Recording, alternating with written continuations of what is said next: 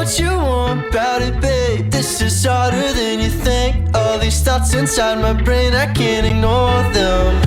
I just need a clean slate and some dinner on my plate. Right now I'm not thinking straight, and that's important.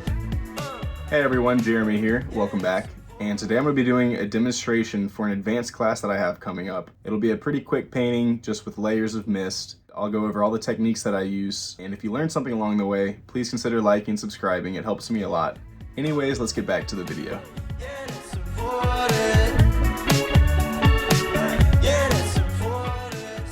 Here's all the paints I'll be using today, and I like to take a knife and just smear down a small section of each pile just to make a runway. Next, I'll take a 1-inch brush and load it through a good amount of liquid white medium and just do a bunch of separated dab marks.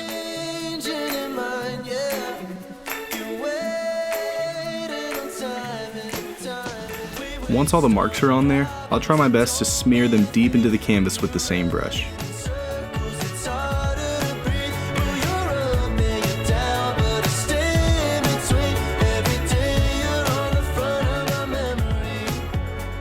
We can take the same brush and load it on both sides through Indian yellow, and let's go up to the middle right section of the canvas and start painting in some small X's.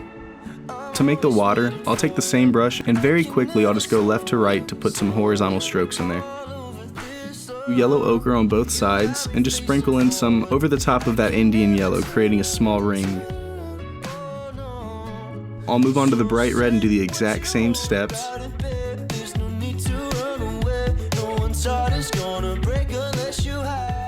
And last color, I'll take a small amount of blue and sprinkle that in each corner.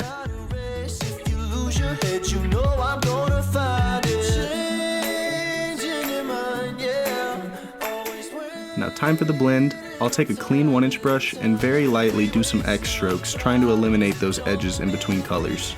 An important note for a nice even blend is to try to leave your brush down on the canvas as much as you can.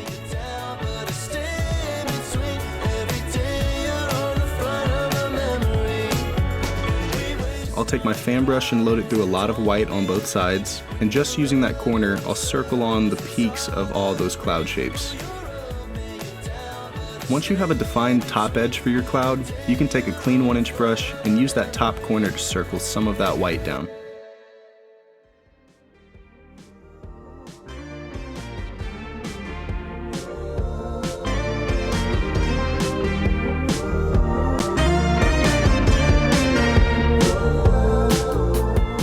For the base coat of the mountain, I'll take all my dark colors in the top right of my palette and just mix them all together in a separate pile. Pull it down nice and flat and watch how I cut a roll through that paint. All you have to do is touch down and pull to the left. When I'm done with that, I'll try my best to scrape off as much paint as I can. And now that it's back to bare canvas, I can take a clean 1-inch brush and line it right up to the edge of the mountain and pull down to the left and then pull down to the right.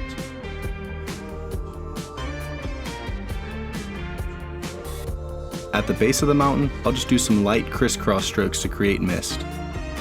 This next step will be the hardest part of the painting, but let's get into it. Cut a roll of some off-white on my knife, and very lightly I'll line it up on the right edge of my mountain peak and pull down to the right. Your goal for these highlights is to use such a light pressure that the paint peels off and allows all these holes to show through.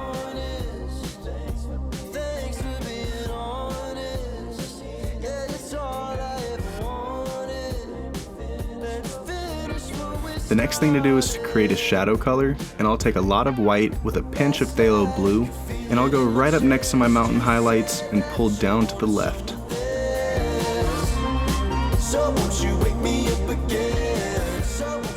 Once both sides are done, you can take a clean 1-inch brush and lightly tap at the base of the mountain to diffuse some of the paint. Next, I'll load some more dark rolls of paint on my knife, and I'll create another mountain range that lives in front of that background one.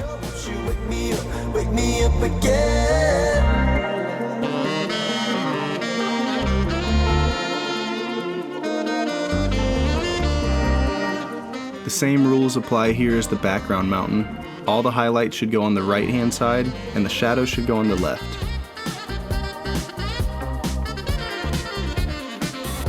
Now I'm 0 for 2 for keeping all my video files in the editing process, so I missed these last 2 steps. But all I did was take some light blues and light grays and create some rolling background hills and then diffuse the bottom out to create mist. And with this foreground hill, what really makes it stand out from the background ones is that you leave that layer of mist as a separator.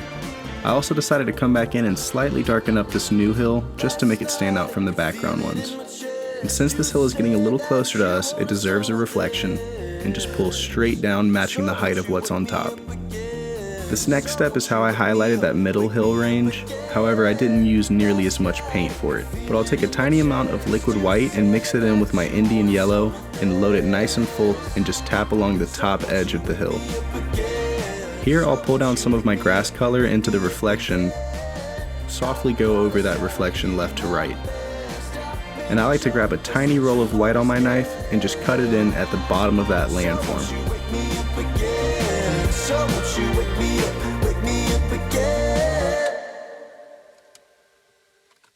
For the bushes in the foreground, tap it into that mixed pile of dark color. I put these in at the bottom left section of my painting, but you can put them anywhere. To highlight these, I'll take a clean 1-inch brush and pull straight down in one direction, making sure I have a touch of liquid white or else it won't stick. Since there's a lot of paint loaded in this brush, use a light touch when you're putting these highlights on, and I'll make sure to incorporate some yellow ochre and bright red bushes as well.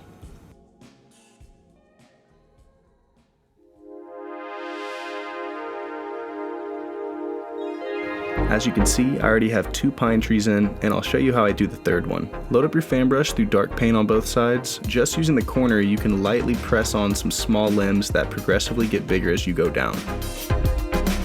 If your tree ends up looking very bare to you, it helps to tap some more limbs through the center of it. And the last thing left is to take a clean fan brush and load it through Indian yellow, and just tap a highlight aiming for the tops of the limbs. But make sure you leave enough dark to show.